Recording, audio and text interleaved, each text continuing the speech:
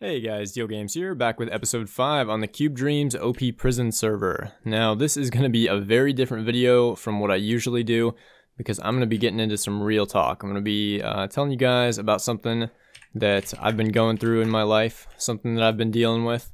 I hope you guys will find the video interesting.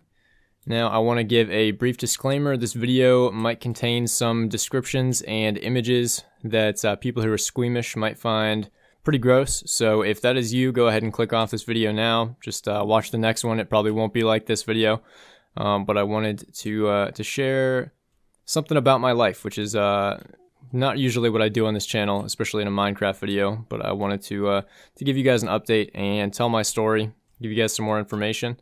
So without further ado, let's go ahead and get into it. Now, you probably saw that the title of this video was "How the Internet Saved My Life." And that is not a clickbait title at all. That is 100% true. I believe that to be true. And without the internet, I would be living in constant pain, taking constant trips to the emergency room. And I also wanted to say that the events in this story may be slightly out of order, because I tried to block a lot of it out of my mind, believe it or not, because it was just too hard for me to deal with. I didn't understand what was going on. I didn't know what to do. I really had no idea. So yeah, let's get right into it. This will be the first time sharing the details of this story with anybody outside of just a few people, which includes my wife, my best friend, and my parents. But barely anybody knows the details of this story, so I'm sharing it here for pretty much the first time with you guys, making it public. It's something that I wasn't sure I was ever going to talk about, but last night I decided, hey, might as well go for it. Might as well share a struggle with some people, and maybe I can help some people out in the process as well, because I would like to spread information about this topic and get awareness out there, hopefully give you guys an understanding of it, and try to explain what I was going through.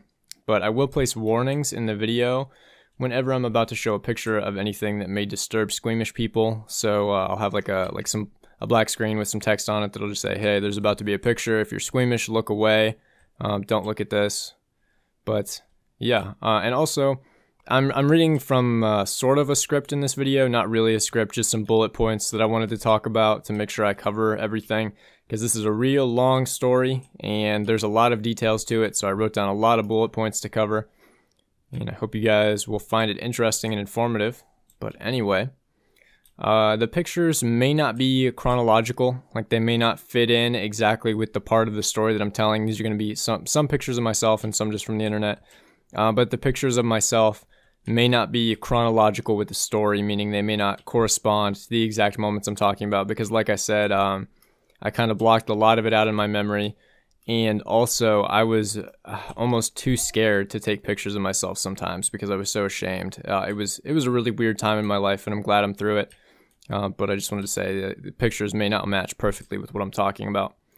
But in November of 2016, the skin on my cheeks started to get kind of rough and patchy, and I thought, no big deal. It's probably just seasonal dry skin, which is something me and my dad both deal with. We have it all over our knuckles, and sometimes on our faces it can get a little dry, and usually we just use lotion or Vaseline, and we don't have any problems.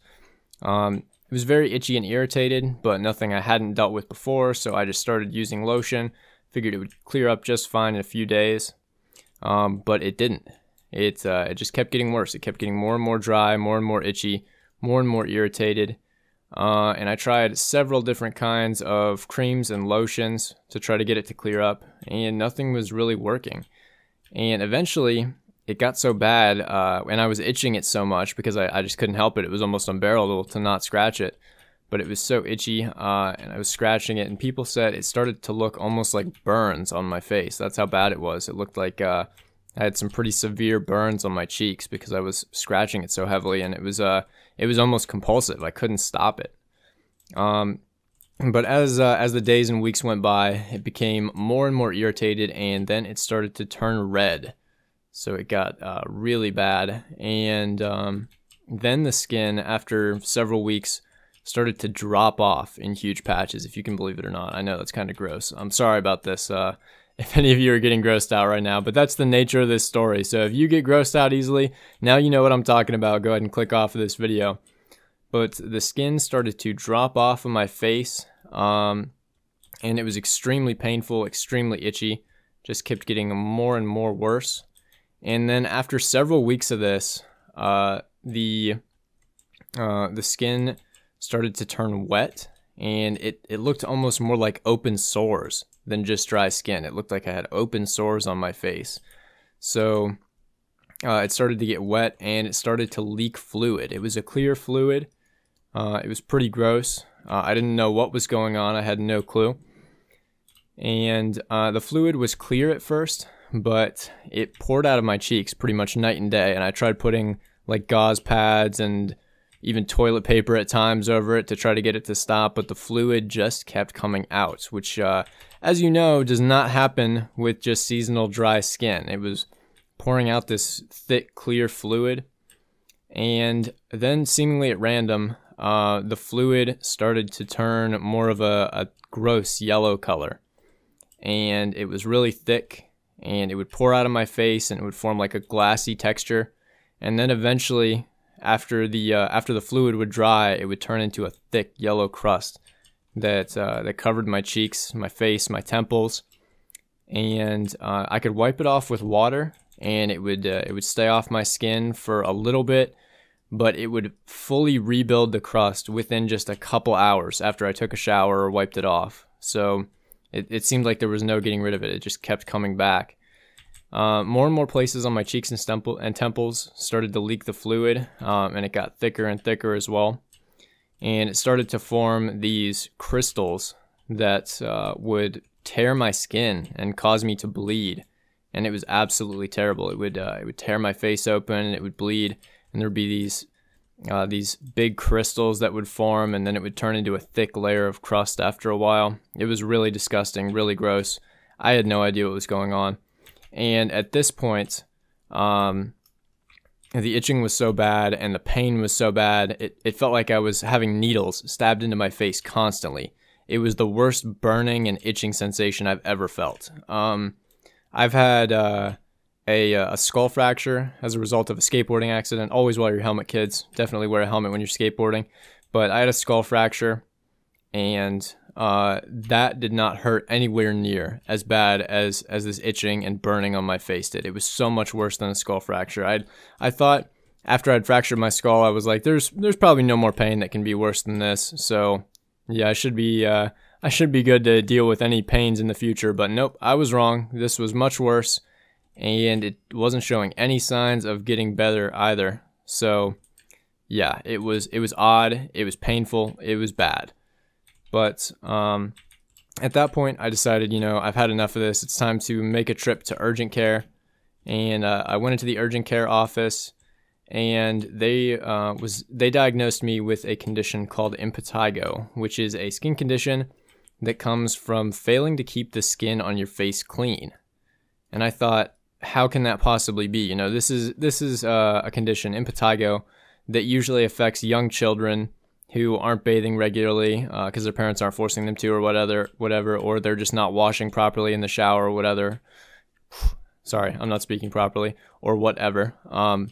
But that's usually a condition that affects young kids who aren't cleaning themselves properly. And I thought, that can't possibly be right, because at this point, I was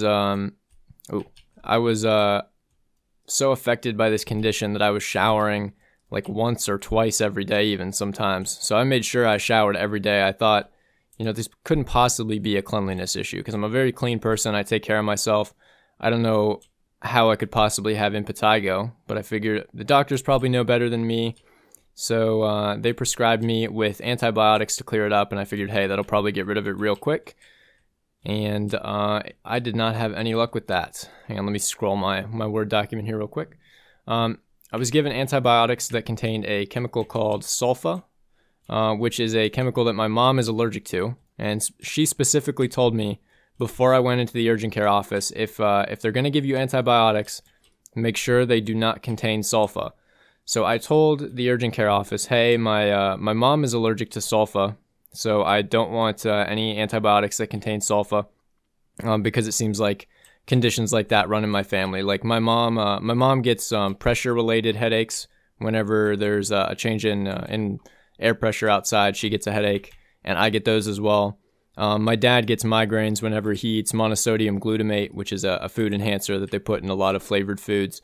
And I get those migraines as well whenever I eat monosodium glutamate. So I thought my mom is probably right. I should not have sulfa either. I told the urgent care office that, and they basically just straight up ignored me and said, no, you're probably not allergic to sulfa. There's a low chance of that being passed down from your mom. So I figured, okay, I'll go ahead and take these antibiotics and see how it does. And I got on this course of antibiotics, and lo and behold, I was very allergic to sulfa. The rash on my face did clear up a little bit, but as a result of having the sulfa in those antibiotics, my face started to swell up. It was really bad. My cheeks were extremely puffy, like balloons. My eyes were inflating, or my eyelids rather, not my actual eyes, but my eyelids were inflating.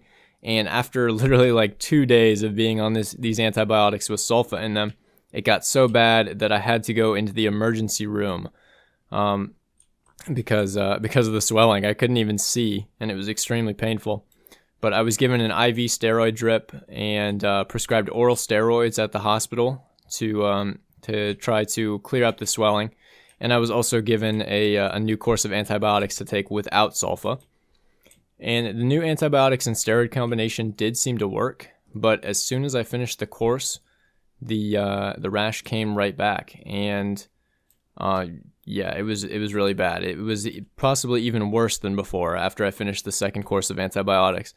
And I did make sure to finish that course. I didn't want to leave half a bottle or whatever after the symptoms started to clear up, because that's extremely dangerous. If you don't finish antibiotics, you risk creating a new strain of the what would you call it?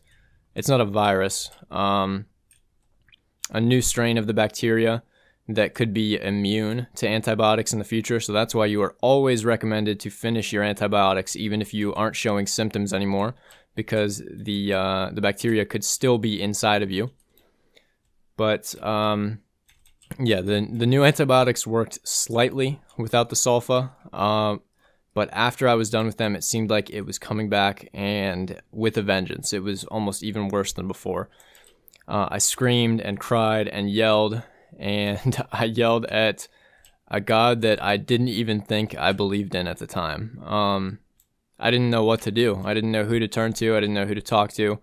I had no idea where to go, so I was screaming and yelling and cursing at a God that I had never really shown any faith in before. But something like this can really, really change up your value system and change how you see things and what you're willing to do to try to get some relief and try to get some help from something like this. I couldn't even do simple things anymore, like going to the gym, because the pain was so bad. If I tried to go to the gym, I would sweat, and it would just make the fluid come out of my cheeks even faster, and it would tear up my face, and it would make me bleed. So I stopped going to the gym, kind of let my body go in that regard, stopped getting basically any form of exercise because it was so painful. I didn't know what to do. Before that, I had been going to the gym constantly for months, and I'd been in fantastic shape. I'd been really healthy, been feeling really good, and I felt like after I stopped going to the gym, like I was letting my body go in a way. Like there was almost nothing I could do. I felt so disgusted by myself because I thought people would think I was unclean when they saw this disease or rash or whatever it is on my face. I thought people would be disgusted by me just like I was. So I dreaded even going to school or going to see my friends, some of my closest friends, because I thought I would be judged constantly for being unclean and being unwashed. And I knew personally that couldn't be farther from the truth because I was showering like twice a day, trying to get clean all the time. And I was still just terrified that people would think, hey, that guy's gross. He's got impetigo all over his face because he doesn't wash himself. He doesn't bathe properly. And, you know, I could try to explain my condition to them, but would that just gross them out even more? Who knows? So I dreaded going to school, dreaded going to hang out with my friends. I had no idea what I was going to do at this point. And then I decided it was time to go back to the urgent care office to maybe get some more help, see what the doctors could do for me. And on this second urgent care visit, I was told that I probably had lupus. And lupus is an immune disease that makes the body's, let's see, how much money do I have? Okay, I need 24 more K, not bad. And I need to vote for the day as well. But anyway, lupus is an autoimmune disease that basically makes the body's immune system attack its own healthy cells. Which sounded kind of right because it seemed like my body was constantly trying to flush something out and get rid of something by oozing all that yellow liquid, which would be lymphatic fluid coming from the lymph nodes. The lymph nodes are used to defend the body against infection, and like I said, they release that fluid to try to flush illness out of the body. So I thought, hey, it's possible that I have lupus. There's no cure for lupus, but there are treatment options. So a few weeks later, during another ER visit, I took the lupus test. I think they did a bacterial swab for that to test for lupus, where they took a sample of my saliva and checked it for different cultures to see if I had lupus, and it came back negative. So that was another lead gone, another place where I reached a dead end, and the doctors were unable to figure out what was wrong with me. I'm going to go ahead and vote, guys. I'll be right back. Alright guys, I went ahead and voted all 5 times, and now as you can see I have a multiplier of 0.2 instead of 0.1. I don't know what that rounding issue is about with the multipliers. I'll have to take care of that at some point, but it shouldn't matter anyway. That's close enough to 0.2. But let's go ahead and get back into the story here. So anyway, after that urgent care visit, I decided I should probably go and see a family doctor. So I went and got an appointment with a new family doctor. Because I had never really needed a family doctor before. I'd always been a very healthy person, and I didn't really have issues that would require me to see a family doctor very often. I'd always felt extremely healthy. I'd never had issues like this before. But I got a referral to a new family doctor, and I went into his office after a couple weeks when I was able to get an appointment. And he basically told me that he had no idea what was going on after I'd told him my story up to that point. He had no idea what was going on, and he recommended I see a dermatologist. Now, the problem with that is in Cincinnati, where I live, in Ohio, it can take you, at best, a couple months to get into a dermatologist's office if you don't already have your own dermatologist, or you don't have a really good referral from another dermatologist. So I knew it would probably be like 3 or 4 months before I would be able to see a dermatologist, and that was just ridiculous. So I was about to go on a cruise with my family, didn't really have time to go to the dermatologist before that. So my only option really at that time was to go back to the urgent care office and to get another course of antibiotics and steroids to try to suppress the symptoms a little bit, because I was going on that cruise to the Bahamas with my family, and I needed some relief from these symptoms so I could actually try to enjoy the trip. And that next course of antibiotics and steroids that they gave me worked a little bit, not even as well as it had the previous 2 times. So on the trip, I was able to try to enjoy myself. Of course, we were in the Bahamas, so it was nice. It was beautiful. The water was unbelievable. But the cruise story is something that I'll tell in another video. But I was still in constant pain throughout the trip. Constant itching, just clawing my face off pretty much because I was in so much pain and the itching was so bad. And I was extremely angry during the trip because nobody could figure out what was wrong with me. I was mad at my parents for no reason, because I thought they weren't trying to help me, even though they're my parents. They love me, they care about me, and they were obviously trying to help me by supporting me through it and paying for my various hospital and doctor bills and all the pharmaceutical subscriptions that I had to get for this. But they didn't know any better than I did. How were they supposed to help me? I was lashing out at them. I was lashing out at myself during the trip, and I just, in general, felt like I was dragging myself down and I was dragging them down with me. And in the past in my life, whenever I had a problem, I could always pretty much trace it back to the root, figure out what the root of the problem was. solve the root of the problem and attack it head on and resolve the problem. And I think that's what pretty much everybody does. You look for the cause of your problem, you go attack that cause, you figure out what it is, and you're able to solve it, and you're able to get yourself back on track. But in this case, it seemed like no matter what I did, no matter what root condition I looked for this skin rash that I was having, I couldn't figure it out. I couldn't get any help. I couldn't get any relief. Couldn't find a cure.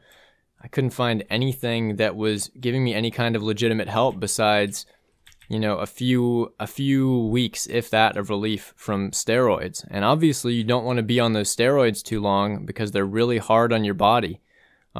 They speed up a lot of processes that you don't want them to, and it's like trying to solve a computer problem with a hammer, pretty much. That's a way I've heard used to describe it before. You can fix a computer with a hammer occasionally just by banging on it, but 99.9% of the time there are other problems there, and you might even create more problems by hitting it with the hammer, even if you solve the one that you were originally trying to fix. So I felt almost like I was being punished by the universe, and I had no idea why. It felt like I was being given this horrible, awful punishment, constant pain, constant itching, unable to sleep because of the pain. It felt like one of the worst possible punishments anybody could ever be given, and I wouldn't wish this condition on my worst enemy. It was that bad. I had no idea what to do. I was at a loss. But after the trip, as we started to enter spring, the rash started to clear up seemingly on its own. It just started to go away. It got better and better as we moved into the spring, and then eventually it just went away completely. And I thought this living nightmare that I'd been dealing with from November through March, I thought it was finally over. I would finally have relief. It would finally be gone. And I had that for about 7 months until next November rolled around. In November of 2017, it started off the exact same way it had in 2016, except this time it came much faster. Started tearing my face up again with the gross crystals and the oozing crust. It was awful. I thought, every winter of my life, I'm going to be dealing with this problem that nobody seems to be able to diagnose. Nobody can give me any insight as to what it could possibly be. Nobody can give me a cure. Nobody can give me any kind of reliable relief. The only option is, take steroids, wreck my body a little more, and be able to deal with the itching for a little bit. I would constantly use Benadryl, which is an antihistamine, to try to reduce the itching. So I was fatigued and exhausted, tired all the time, but still not getting any sleep because it was so hard to sleep through.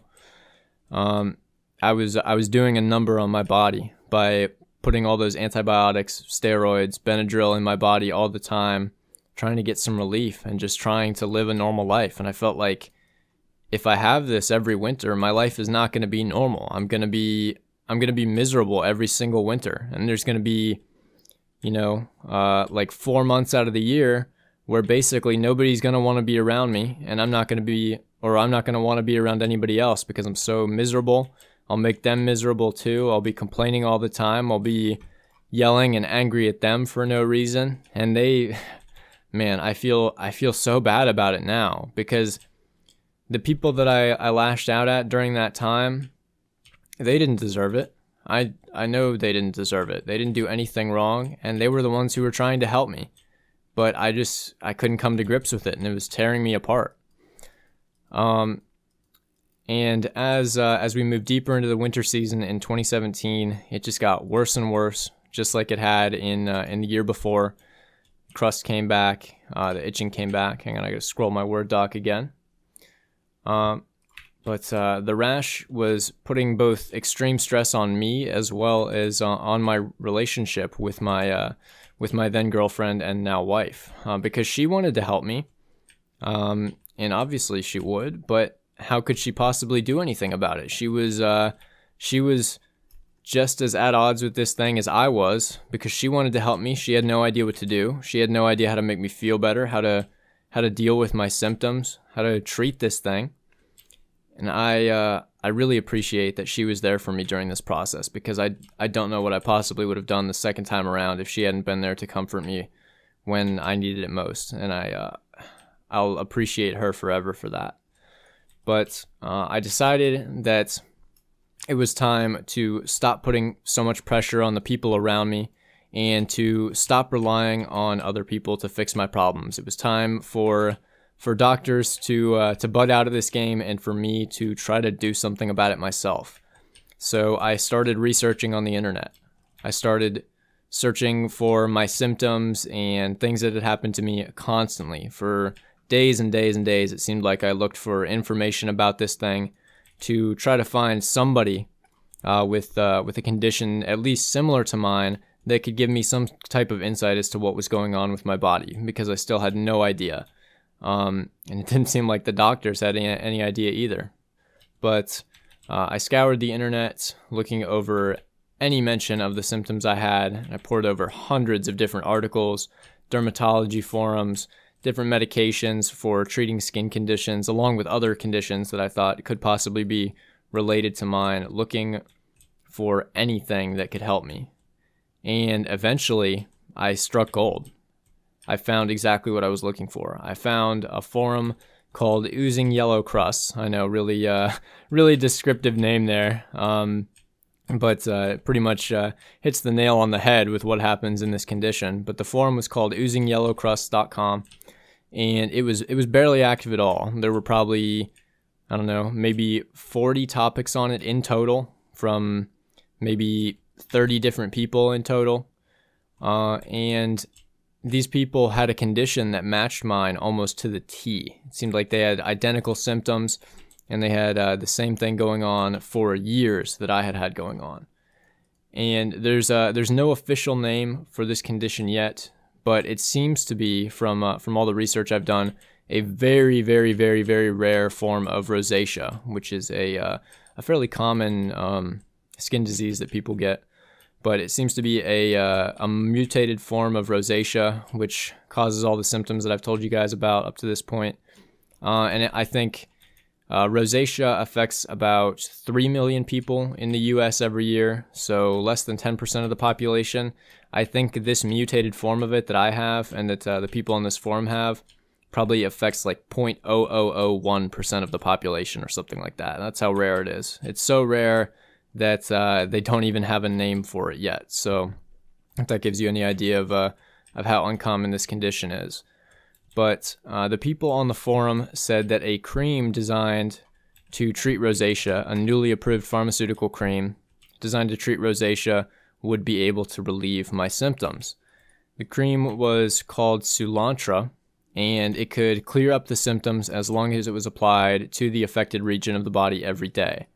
So I looked up Soolantra, and it was, of course, a newly approved pharmaceutical cream, with the research having just been completed, and it had no competition in the pharmaceutical industry from other companies. So they could charge whatever they wanted for people to be able to get this cream. So they decided that they would charge $400 for a single ounce of this cream. Now, I looked up even more information on Soolantra, and I found that the active ingredient in it was called ivermectin. And ivermectin is an anti-parasitic, which is used for a variety of things. It's used to kill a variety of different parasites.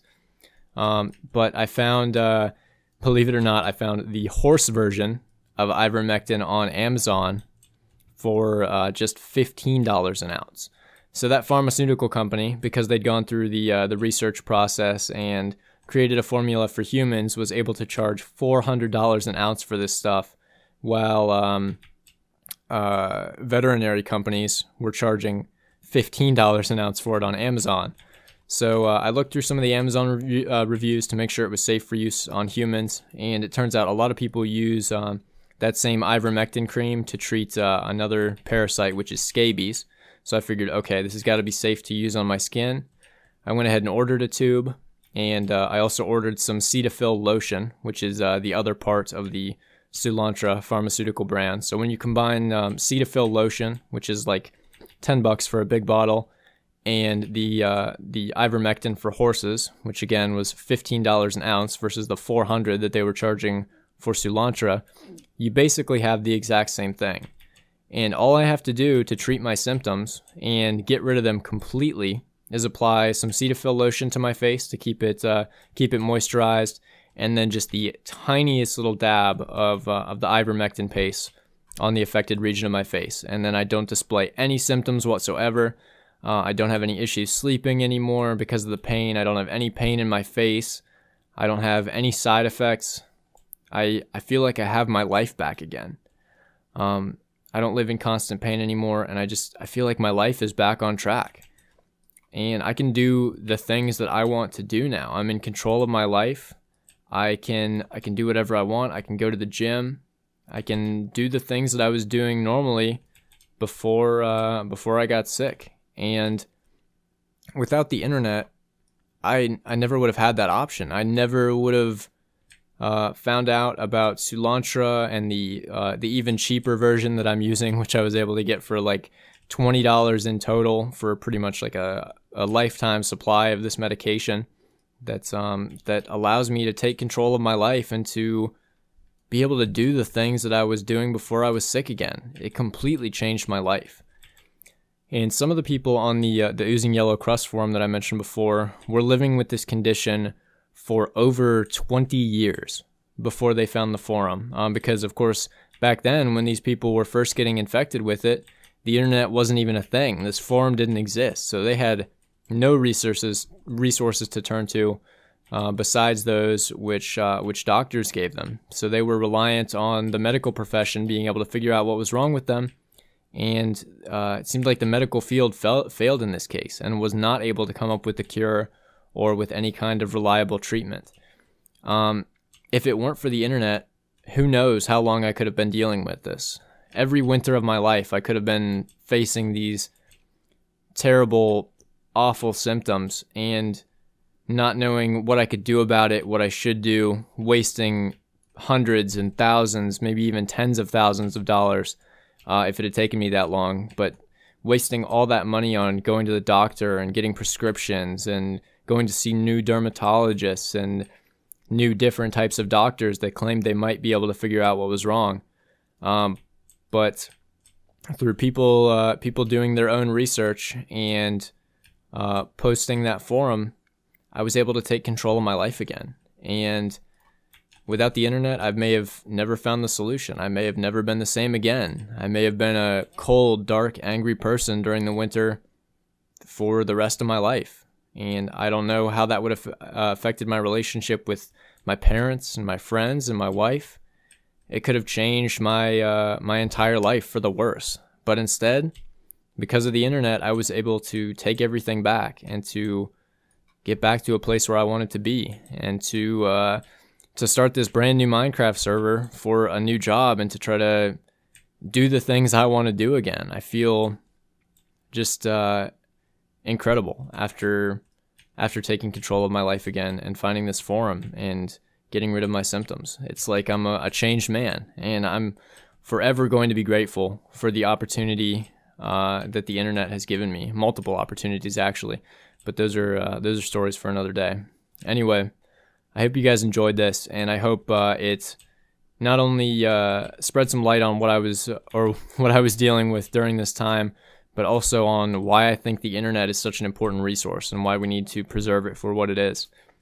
But anyway, I think I'm going to go ahead and wrap it up there. I hope you guys enjoyed. I'm sorry if you didn't find this story interesting, but I wanted to talk about it. I wanted to share it with you guys. I figured it was something that needed to be said, and something to really talk about the importance of the internet and what it can do for people and how it can positively impact people's lives. Until next time, I'll be seeing you guys later. Deal Games, signing out.